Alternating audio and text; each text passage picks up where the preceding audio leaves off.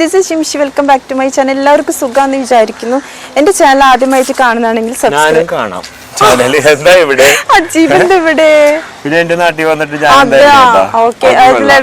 എനിക്കിവിടെ ഇന്റർവ്യൂ ചെയ്യാൻ ആരെങ്കിലും കിട്ടുന്ന വെച്ച് തപ്പി നോക്കി നടക്കുന്നു. ആരെങ്കിലും ഉണ്ടാവോ? ഇതെന്താ ഇവനെ കണ്ടു നോക്കൊന്നുമില്ലേ?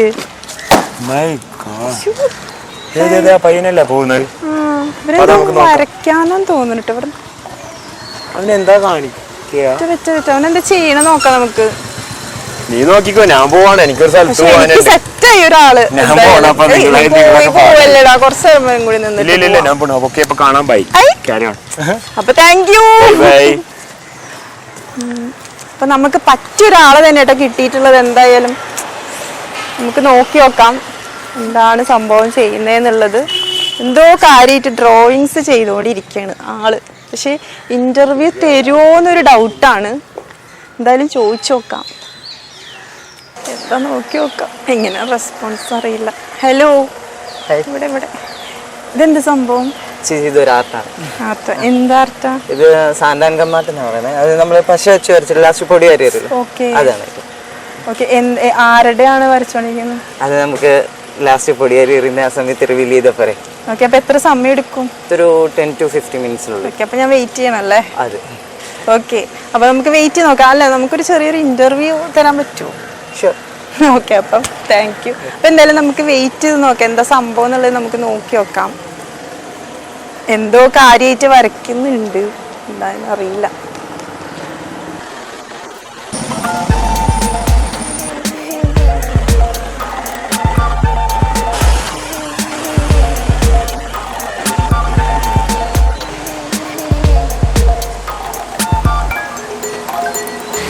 സംഭവം അടിപൊളിയാണെന്ന് തോന്നുന്നു കേട്ടോ. ഭയങ്കര ഇൻട്രസ്റ്റിംഗ് ആയിട്ടാണ് എനിക്ക് തോന്നുന്നത്. ഞാൻ ഫസ്റ്റ് ടൈം ആയിട്ടാണ് ഈ ഒരു സംഭവം കാണുന്നത്. എന്തായാലും വെയിറ്റ് ചെയ്യാനാണ് പറഞ്ഞത്. ആരുടെയാണ് ചിത്രം എന്നുള്ളത് നമുക്ക് നോക്കാം.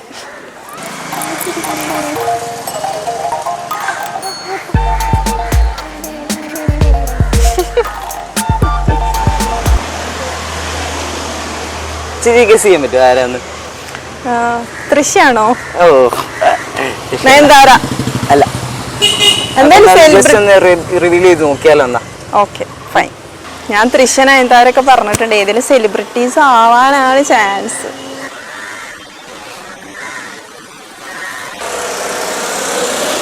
ഇതെവിടെ കണ്ട്? ഇത് ഞാനാണോ?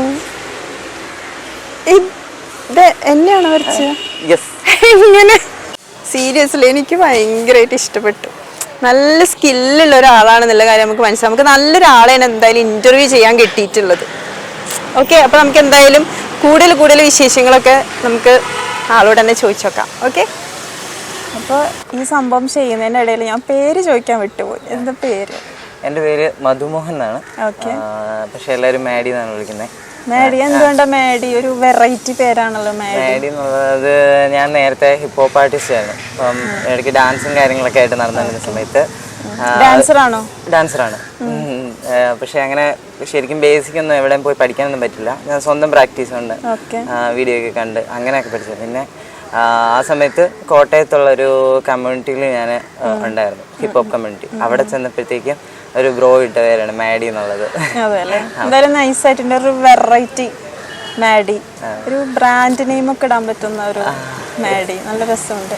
അപ്പൊ ഈ ഒരു ഇതിലേക്ക് വരാനുണ്ടായിരുന്ന ആ ഒരു സാഹചര്യം, ഇപ്പൊ ഇങ്ങനത്തെ ഒരു വെറൈറ്റി സംഭവമാണല്ലോ. അപ്പൊ ഇത് ചെയ്യണം എന്ന് ആ ഒരു തിങ്ക് വരുന്നത് എന്താണ്? ഞാൻ കോളേജിൽ ചേർന്ന് കഴിഞ്ഞപ്പോഴത്തേക്കും നേരത്തെ സത്യത്തിൽ ഞാൻ വരയ്ക്കുമായിരുന്നു.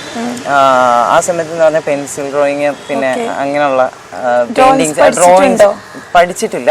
പക്ഷേ ഒരു റിലേറ്റീവ് ആയിട്ടുള്ള ഒരു പുള്ളിക്കാരൻ, നമ്മുടെ സ്വന്തക്കാരനായിട്ടുള്ള ഒരു പുള്ളിക്കാരൻ വീട്ടിൽ വരുമ്പോഴത്തേക്ക് ഇങ്ങനെ ബേസിക് ഒക്കെ ഇങ്ങനെ കാണിച്ചു തരുമല്ലോ. അപ്പൊ അതൊക്കെ കണ്ടു അങ്ങനെ സ്വയം ടൈം എടുത്തിട്ട് പഠിച്ചു. അത് കഴിഞ്ഞിട്ട് ഞാനൊരു 10ാം ക്ലാസ് ഒക്കെ ആയപ്പോഴത്തേക്കും ഡാൻസിലേക്ക് തിരിഞ്ഞു. പിന്നീട്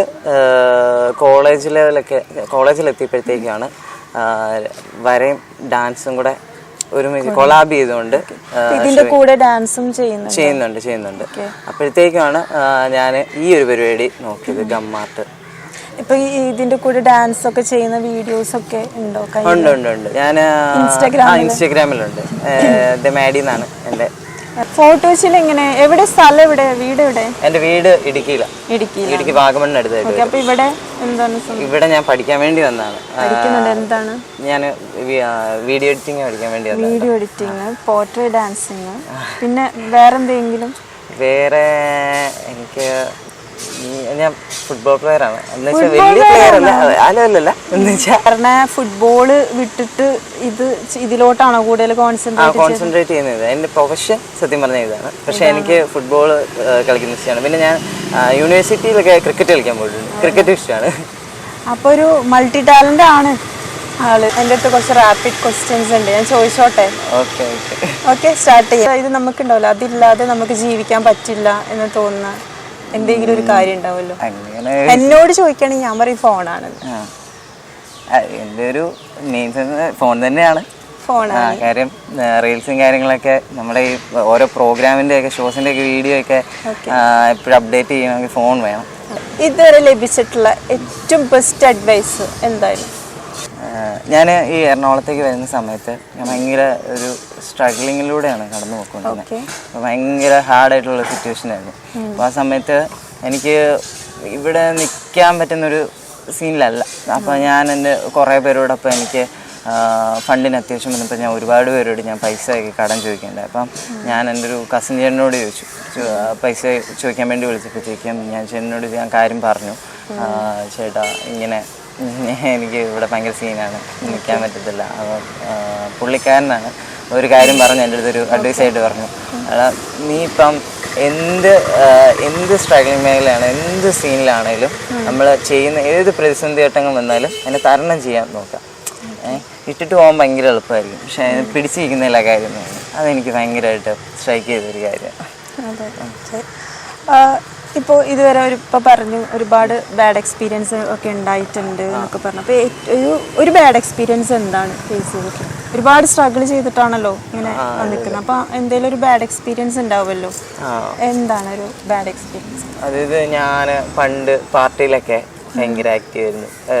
ഞാൻ പേരെടുത്ത് പറയുന്നില്ല. ഞാനൊരു രാഷ്ട്രീയ പാർട്ടിയുടെ ഒരു പരിപാടിക്ക് പോയപ്പോഴത്തേക്കും അന്ന് സമ്മേളനം, അപ്പോൾ അന്ന് എനിക്കൊരു പ്രോഗ്രാം ചെയ്യാൻ അവസരം കിട്ടി.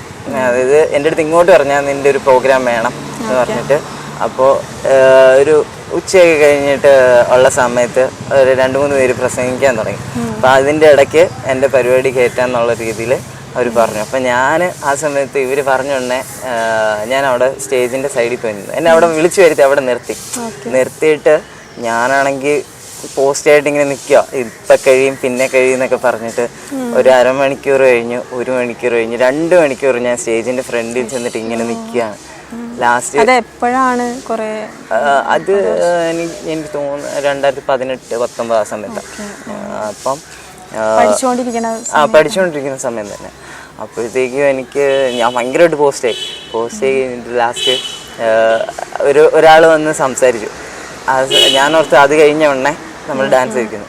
പുള്ളിക്കാരൻ വന്ന് പറഞ്ഞു സമ്മേളനം അവസാനിച്ചതായിട്ട് പ്രഖ്യാപിച്ചിരിക്കുകയാണെന്ന് പറഞ്ഞിട്ട് പുള്ളിക്കാരൻ പരിപാടി അവിടെ തീർന്നു. ഞാൻ എത്രയും നേരം അവിടെ പോസ്റ്റ് ആയിട്ട് വന്നു. എനിക്കത് ഭയങ്കരമായിട്ട് ഇപ്പോഴും അത് ഭയങ്കര മനസ്സിൽ കിടപ്പുണ്ട്. പക്ഷെ എനിക്ക് വിഷമമൊന്നുമില്ല, നല്ല വാശിയാണ്. ഞാൻ ആ ഒരു പരിപാടി ഇൻസിഡൻറ്റോടുകൂടി ഞാൻ പാർട്ടി ചെയ്യാൻ വിട്ടു.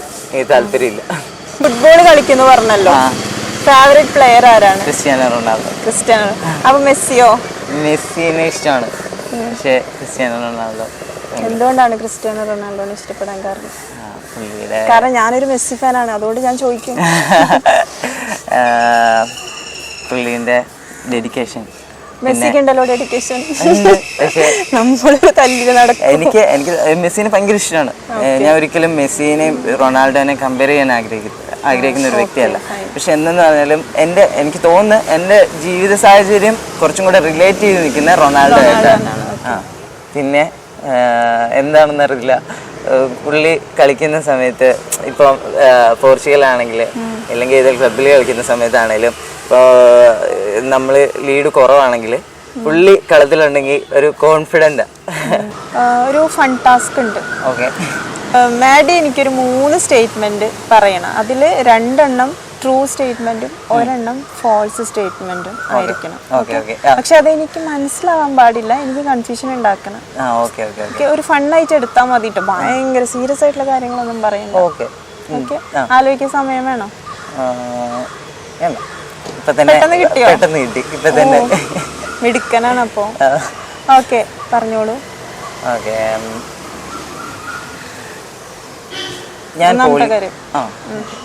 ഞാൻ പോലീസ് സ്റ്റേഷനിൽ കയറിയിട്ടുണ്ട്. പോലീസ് സ്റ്റേഷൻ കയറിയിട്ടുണ്ടെന്ന്. ഓക്കെ. രണ്ടാമത്തത്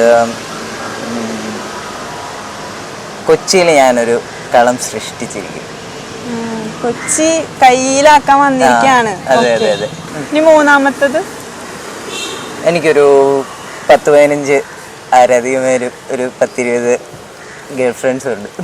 ഇതില് 2 ട്രൂ സ്റ്റേറ്റ്മെന്റ് ആണ് അല്ലേ? ഒരെണ്ണം ഫോൾസ് ആണ്. ഞാൻ പറഞ്ഞുതരാം. Police station കയറിയിട്ടുണ്ടാവും. ട്രൂ അല്ലേ?